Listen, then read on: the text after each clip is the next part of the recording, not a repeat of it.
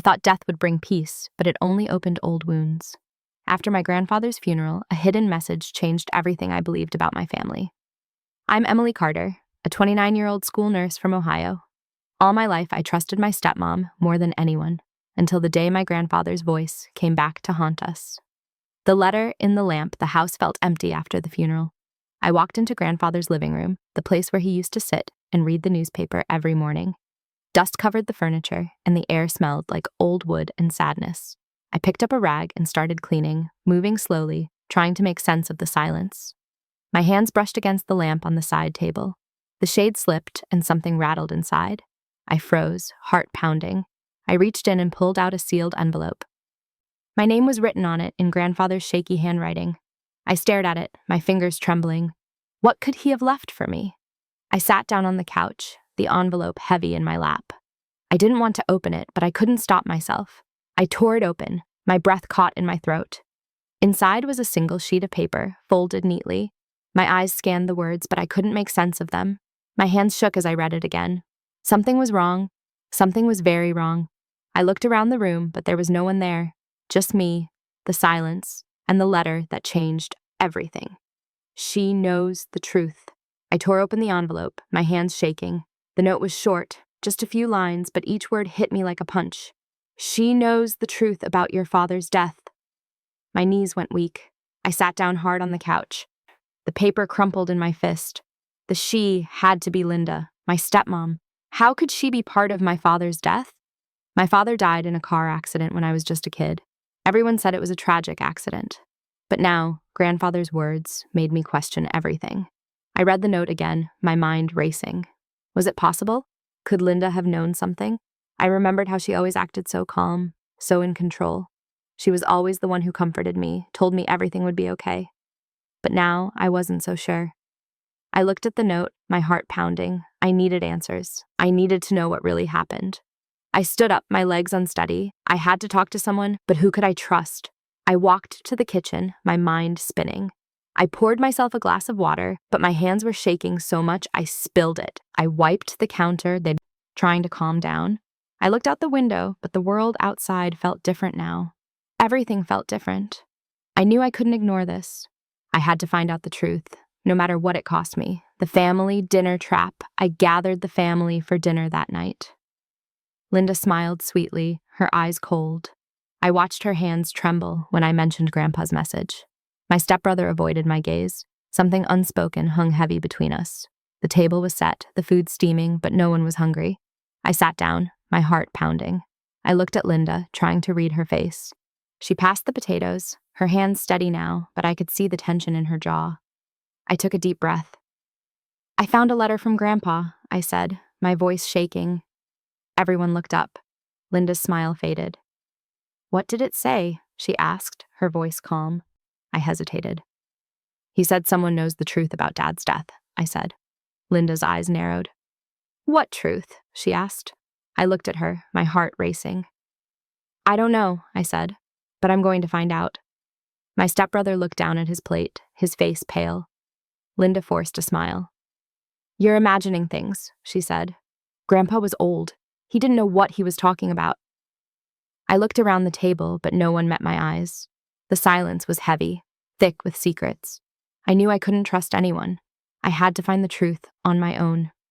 Hidden in the attic, I found an old photo of Dad and Grandpa arguing. Behind it, a key was taped to the frame. I searched the attic for what it opened. A small metal box waited under dusty blankets. The truth felt closer than ever. I climbed the stairs, my heart pounding. The attic was dark, filled with old furniture and boxes. I turned on the light, the bulb flickering. I looked around, my eyes scanning the room. I found the photo on a shelf, tucked behind a stack of books. I pulled it out, my hands trembling. Dad and Grandpa were yelling at each other, their faces red with anger. I turned the photo over. A small key was taped to the back. I held it in my hand, my heart racing. What did it open? I searched the attic, my eyes scanning every corner. I found a small metal box under a pile of blankets. I picked it up, my hands shaking. I inserted the key, my breath caught in my throat. The lock clicked open. I lifted the lid, my heart pounding. Inside was a cassette and a folded letter. I stared at them, my mind racing. What secrets were hidden here? I knew I had to listen to the tape, but I was afraid of what I might hear. I took a deep breath. I had to know the truth, no matter what it cost me, the tape recorder. Inside the box was a cassette and a folded letter. The tape crackled with Grandpa's voice. He accused Linda of blackmail. He said my father never meant to take his own life. The room spun as everything I knew shattered. I sat down on the dusty floor, the cassette in my hand. I looked around for a tape recorder. I found one on a shelf, covered in dust. I wiped it off, my hands shaking.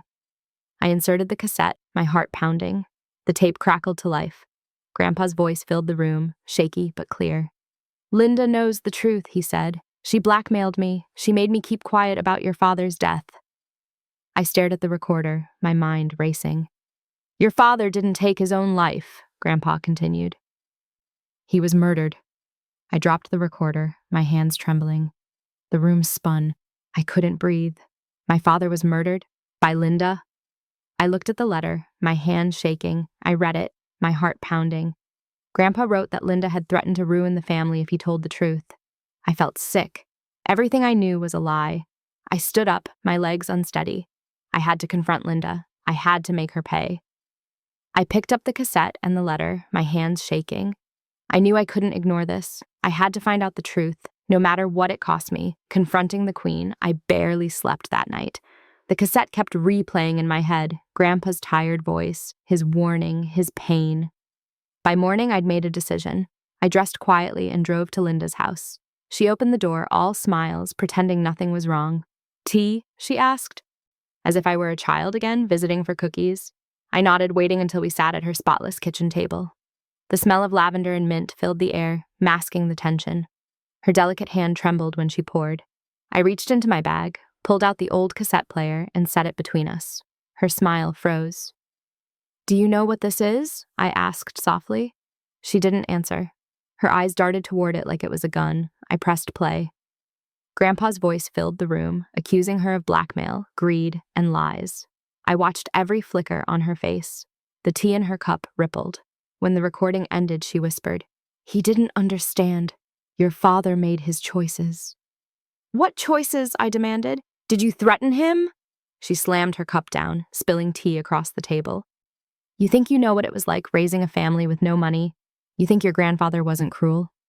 Her words were sharp, desperate. I saw fear hiding beneath her anger. That's when I knew.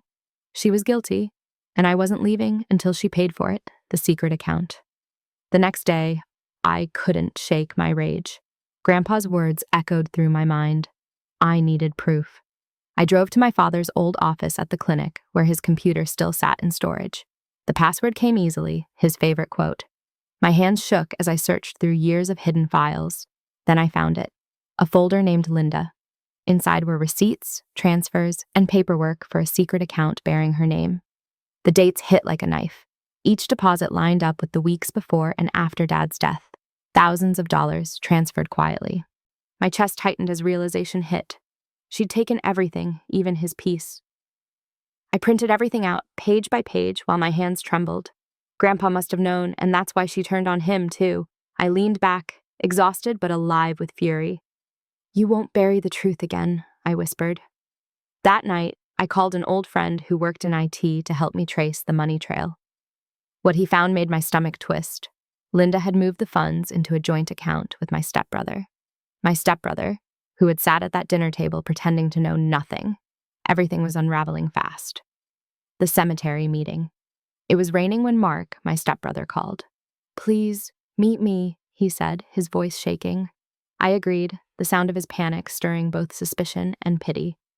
We met at the cemetery near Grandpa's fresh grave. The ground was slick, and our umbrellas kept bumping in the wind. He looked pale, haunted. "I can't keep this anymore," he said. "Linda killed him. She made Dad believe he'd lose everything.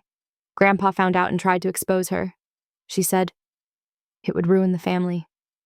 He sobbed, words spilling out like years of poison.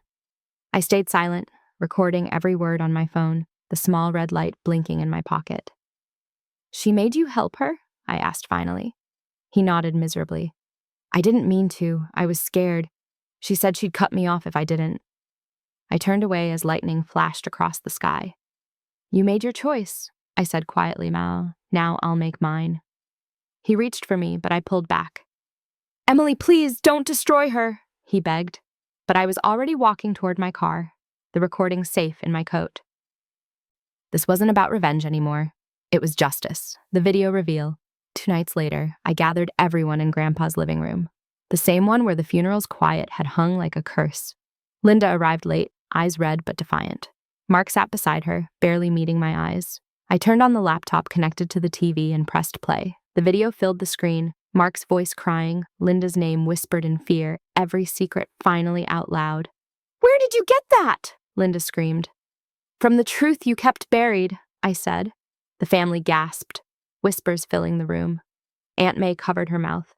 My uncle rose to his feet, face ashen. Linda stood, shaking all over. "You ruined this family," she shouted. "No," I said firmly. "You did." The knock on the door echoed. 2 officers stepped in, their voices calm, practiced. As they led her out, she turned one last time. "He left me nothing," she hissed. "You'll see how it feels." Her words lingered long after the sirens faded. I noticed Grandpa's portrait above the mantel, his eyes kind as ever. It almost felt like he was finally at peace. For the first time, I could breathe. What he left behind a month later, autumn arrived quietly. The leaves outside turned to fire and gold. I carried Grandpa's ashes to the old oak at the edge of our property, the one where he used to read to me as a kid. The wind was soft, almost kind. "It's over now," I whispered, scattering the ashes. The secrets that once haunted our home were gone, replaced by stillness. Mark moved away.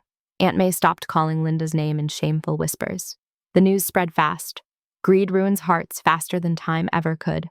Back home, I opened Grandpa's letter one final time. His handwriting trembled, yet gentle. "Forgive, but never forget. Truth is heavy, Emily, but it frees you when you carry it with grace." I closed my eyes and smiled through tears. "I'll forgive," I whispered, "but I'll never forget." I looked at the photograph on the mantel, Dad, Grandpa, and me. Despite everything, love lived on between the lines of loss. For the first time in years, our home felt like home again.